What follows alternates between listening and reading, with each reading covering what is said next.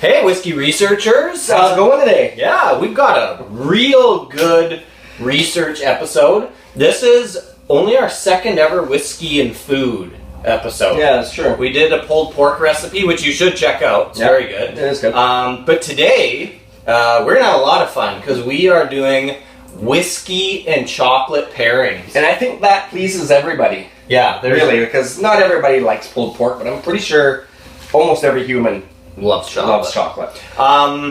Yeah, so what we've done is we've picked some whiskeys that should be, for the most part, readily available. Mm-hmm. It varies by region, of course, but they're fairly available whiskeys. And we've also chosen our chocolate. We've gone with the Lindt, the little Lindor balls, because they are also very common. Mm. So you can taste along with this video if you have these whiskeys or if you can get your hands on this chocolate. You can use any chocolate, but we have done extensive research.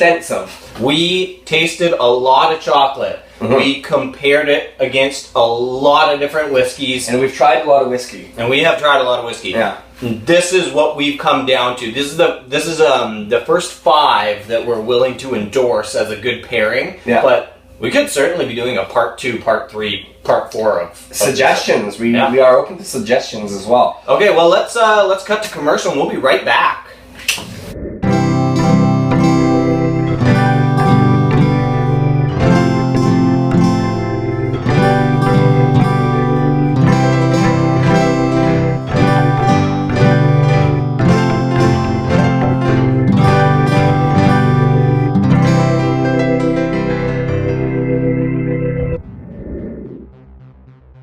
Okay, so we are back. Our first selection today is, I'm not going to say it's controversial, but this chocolate is potentially controversial because it is not technically chocolate. So we might as well get the one that's not technically what is it chocolate. It's white chocolate, which doesn't technically contain the right amount of cocoa. However, when you pair white chocolate with a nice Irish whiskey, it actually goes quite well together. So we chose the Redbreast 12-year-old because it's a lower percentage. We're starting with the lower percentage ones and kind of the lighter flavors of chocolate, building our way up to, the ones with salt and dark chocolate and stuff like that. Okay. So how do we do this? So is there a way to do this? For me, this is how I do it, and it's pretty bloody delicious. Okay. What I like to do is you have your bite. Okay.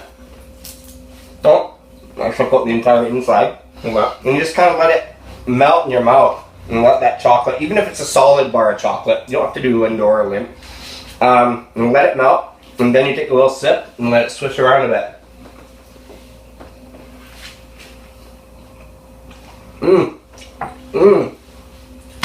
It's like the best thing in the world. Oh, that's good. Mm-hmm. So kind of mixing the two together. You got a little bit of chocolate in there, warmed it up, get the whiskey in there, slosh it all around. And let it kind of just melt and mix together. Kind of like how at Christmas time you can buy those brandy chocolates. I'm doing it again. And they're not, the brandy chocolates are not my favorite personally, but it's kind of the same idea where it mixes the alcohol and the chocolate together and it tastes so good. I'm gonna down this one. The chocolate, that is. I mean, really, it's the theory of rum balls, right? Mm-hmm. It works. Mm-hmm. Anyways, white chocolate and Irish whiskey, you will find goes really well together. I'm finding that right now. Mm-hmm. Lighter spirit, lighter chocolate. Mm-hmm. Okay, let's move on to our next pairing. Number 2, we've rinsed our glasses out. And what we're gonna do, why don't you pull this one out? I'll pull the chocolate out.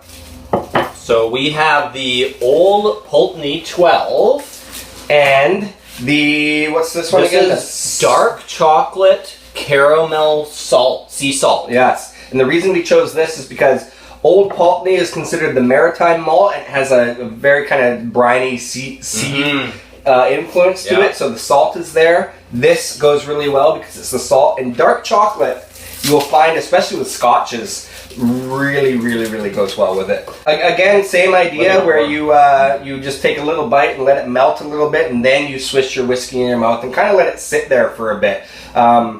It's nice to actually hold it in your mouth for a bit until you basically can't handle it anymore, and then you have to swallow it. Because it's just too good. Right. So I'm gonna go for it right now.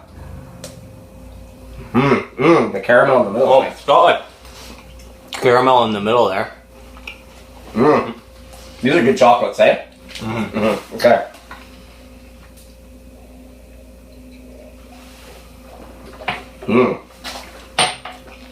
Oh, right away you can taste the saltiness. It works really well.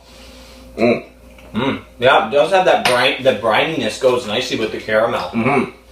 And the sea salt. We're kind of talking with our mouth full the whole time here, but you're just going to have to tolerate that, I think. So, I think what we'll do is occasionally give you some chocolate facts. I'm going to give you a couple right now. Tell us something about chocolate. Did you know that the smell of chocolate increases relaxation? Yeah, I knew that. Oh, okay. Did you know that the tree is called Theobroma cocoa? Or cacao? Did you know that? No, barely. But anyways, the Theobroma cacao, or however you pronounce it, you can tell us that wrong, translates to foods of the gods. Food of the gods, sorry. And I'll give you one more little fact here. For the majority of chocolate's history, it was actually consumed as a liquid, not a solid. Like hot chocolate? Sure. Like Nestle's Quick Syrup? Yeah, that was the first chocolate. The first chocolate ever. Yeah. All right. We'll be right back with another pairing. We have pairing number 3. Pairing number 3. We're going to go with a delicious age statement bourbon, small batch Elijah Craig 12-year-old. It's getting harder to find the age statement Elijah Craig, but I think you can pair the new Elijah Craig with this too. And so we've found that the simplicity of just regular milk chocolate, it doesn't have the dark chocolate, it doesn't have any other flavors added, it's just the regular milk chocolate. The red ball goes quite well. The Elijah Craig. With the Elijah Craig. So I'm going to pour some bourbon in here. And also, this one now is we are stepping up the percentage, which is a good little transition with your milk chocolate. This is 47% alcohol. I'm getting right into it. Let's do it. That's very good on its own. And so is Elijah Craig. Yeah. Together. That might be my favorite. That's really, really good. That's like a classic. To me, that's like a classic pairing. Yeah, that's nice. Good quality bourbon and milk chocolate. Okay. What about give us one more fact while we're sitting here, while we're enjoying my chocolate. So, chocolate milk was originally invented in Jamaica. I think they figured something out there, right? I wouldn't have guessed. Many things, actually. I'm sure there's lots of things that are great about Jamaica, but they figured out chocolate milk. That's a nice pair there. And do you have a fact for us? How about that? Let me read one off of here. Africa produces 2/3 of the world's chocolate. I did not know that. Neither did I, apparently. And apparently, we love our cue cards. 33% of the world's chocolate comes from the Ivory Coast in Africa. That's not even written on the cue card. I just remember that. Perfect. Okay, we'll be right back with another pairing. Hang in there.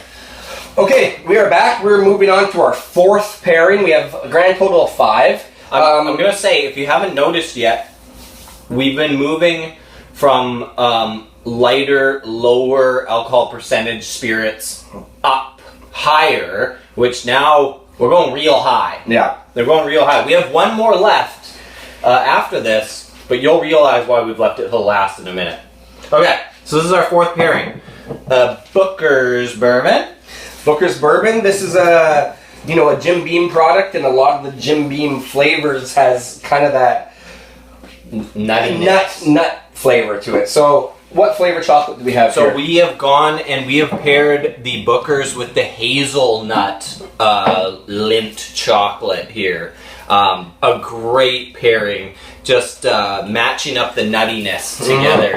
It's delicious. So one thing though that you probably know already, but this whiskey is 63.85% alcohol. So it is little sips, and it takes over the chocolate flavor quite well. And the dark chocolate or the hazelnut works really, really well with this. So I'm gonna take a bite right now. Let's get right into it. Are you people jealous of us doing this right now? I would be. Oh, we have some chocolate at home. Let it kind of melt, sift around, and then just a little sip because it's 63%. Oh, that might be my favorite. That is almost too good. I think that does actually win so far. I was wrong. I jumped the gun on saying my favorite. It's not a contest. They're all good. But okay, but this one might take the cake so far. Dang, that's good. Whiskey research is hard work. Somebody has to do it. There's not really much to talk about with this one. High percentage alcohol. If you don't have our next one, this is the one you would be finishing off with in the night because you finish with the high percent alcohol. Excuse me. I'm going to give you another whiskey fact here. Sorry, chocolate fact. The Mayans used cocoa beans as a form of currency. It was as valuable as gold. Wow. Assuming their currency was gold. Okay, well, We're not giving you Mayan facts here, really. We're not really showing you much or teaching you anything. We'll be right back. Okay, we have our final. The last pairing of the final night. pairing.